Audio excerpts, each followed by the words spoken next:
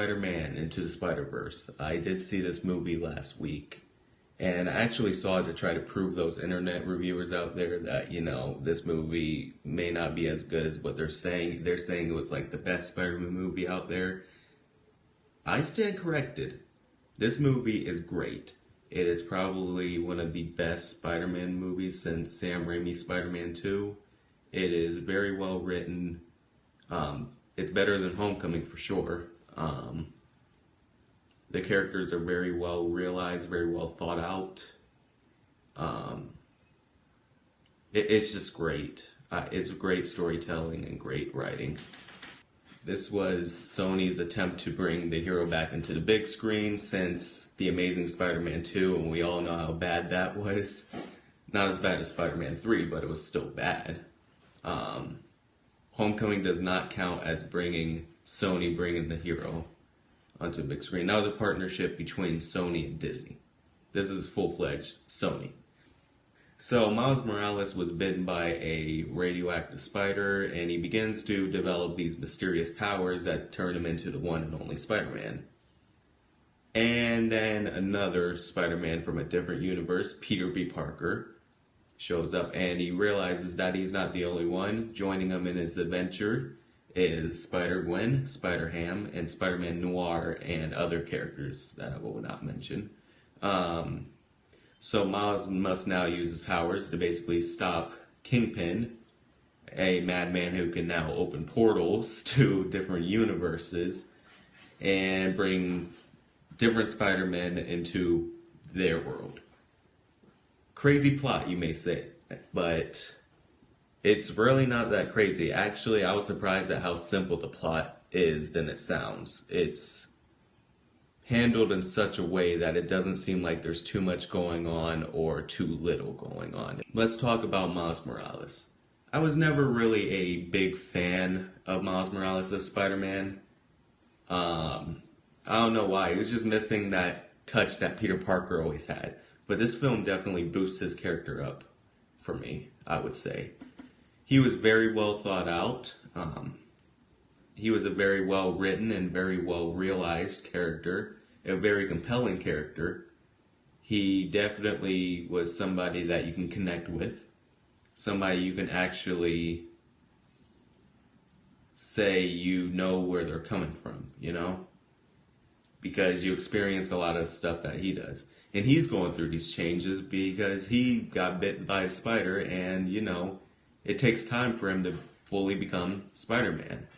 And with this movie, I feel like it's good because even though there's all these spider people in here, the movie does not forget about what the main purpose is, and that is the story of Miles Morales. This is Miles' story, just with these different events going on in his story.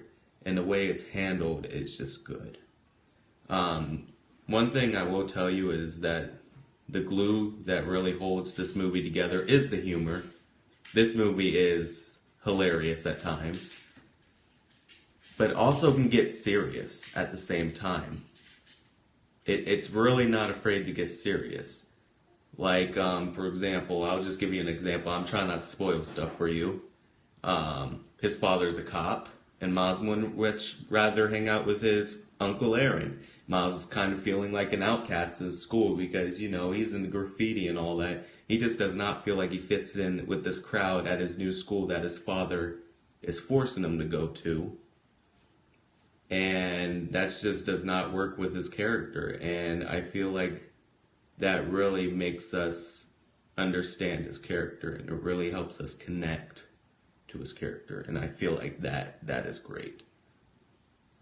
The animation. I'm going to talk about the animation because being a fellow artist myself, I love to draw, love to look at other people's work. The animation is spectacular. It feels like you're watching a moving comic book in a movie. It's just very well handled. You see like the little fonts that pop up. Say if there's like a knock on the door, you'll see the fonts appear on the screen. Say if somebody hits a character, you'll see like these big letters appear on the side. And it doesn't get in the way of the action. It's kind of in the background, and I love how it's handled that way. So, the question is this the best Spider-Man movie? yes, it is definitely the best one since Spider-Man 2. The only problems I had with it that could be a factor in determining that what breaks the tie between Spider-Man 2 and Into the Spider-Verse is two characters that I had a problem with. One is the character named Penny Parker, who I just felt like was kind of meaningless and useless in the movie. And she was like just really weird. I just don't feel like she fit in the story. The other character I had a problem with was Kingpin. He was just not handled very well, in my opinion. He was a basic villain, you know, but he didn't have a good motivation. You never really got to see behind the curtain. But with as many countless heroes that are in this movie, you can kind of forgive them for doing that because stuff like that is going to happen. I mean, with as many characters as there were in this film, there's always going to be at least one thing that makes the movie different. And I would say this movie is pretty flawless. It's definitely better than Homecoming for sure, like I said before. And yeah, I would have to think about it being better than Spider-Man 2. In conclusion, I give Spider-Man Into the Spider-Verse a 10 out of 10. I highly recommend that you guys go see this movie if you haven't already. I think you guys will love this. And if you guys are new to the channel, make sure to combo like button, subscribe today to join the herd, and I'll see you guys next time. Stop.